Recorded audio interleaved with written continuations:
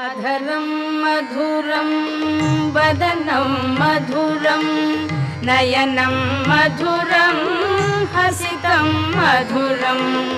अधरं मधुरं वदनं मधुरं नयनं मधुरं हसितं मधुरं हृदयं मधुरं गमनं मधुरं मधुराधिपतेरखिलं मधुरं वचनं मधुरं चरितं मधुरं वसनं मधुरं वलितं मधुरं वचनं मधुरं